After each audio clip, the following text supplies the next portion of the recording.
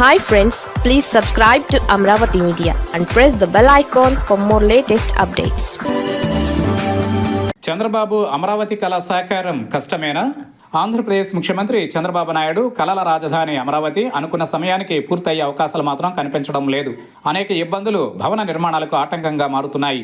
2014లో అధికారంలోకి వచ్చిన తరువాత నూతనంగా ఏర్పాటైన ఆంధ్రప్రదేశ్కు అమరావతిని రాజధానిగా ఎంపిక చేశారు. అయితే వెంటనే అక్కడ సచివాలయం, హైకోర్టు, అసెంబ్లీ వంటి తాత్కాలిక భవనాలను నిర్మించారు. అయితే శాశ్వత భవనాలను నిర్మించాలన్న ఆయన ఆశలు తొలి టర్మ్లో ఆయనకు అవకాశం చిక్కలేదు.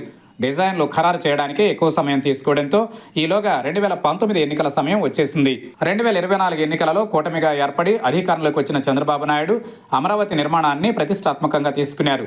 5 ఏళ్లు గ్యాప్ రావడంతో ప్రధాని మోదీని మరోసారి అమరావతికి రప్పించి ఆర్భాటంగా అమరావతి పునర్నిర్మాణ పనులకు శంకుస్థాపన చేయించారు. కానీ పనులు 1 అడుగు ముందుకు 3 అడుగుల వెనక్కలా నడుస్తున్నాయి. మొత్తం 39,700 ఎకరాలు సేకరించినా ఇప్పుడు రాజధానిలో దాదాపు 39,000 ఎకరాలు పలు సంస్థలకు కేటాయించారు. అయితే నిత్యం తుపానులు, వర్షాలతో అనుకున్న సమయానికి పనులు పూర్తి కావడం లేదు. 2028 మే నాటికి పూర్తి చేసేందుకు చంద్రబాబు షెడ్యూల్ పెట్టుకున్నారు. అంటే రాజధాని నిర్మాణ పనులను 2028కి పూర్తి చేసి 2029 ఎన్నికలకు వెళ్లాలని ఆయన నిర్ణయించారు. అయితే ఆయన సిఆర్డీఏ అధికారులతో తరచూ సమావేశమవుతూ పనుల పురోగతిపై సమీక్ష నిర్వహిస్తున్నా ఏదో రకమైన ఇబ్బందులు ఎదురవుతున్నాయి. అమరావతిలో ఇప్పటిదాకా 68,000 కోట్ల పనులు వివిధ సంస్థలకు ఇచ్చారు. ఇందుకోసం ప్రపంచ బ్యాంక్, ఆసియా డెవలప్మెంట్ బ్యాంక్ నుంచి రుణాన్ని కూడా తీసుకున్నారు. ఇప్పటికే దాదాపు ఈ టర్మ్లో 17 నెలలు పూర్తయ్యాయి. ఇంకా మిగిలిన సమయం తక్కువేనని చెప్పాలి.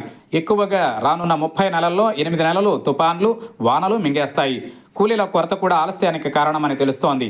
మరి ఎప్పటికీ అమరావతి పూర్తవుతుందన్నది అధికారులే స్పష్టంగా చెప్పలేకపోతున్నారు.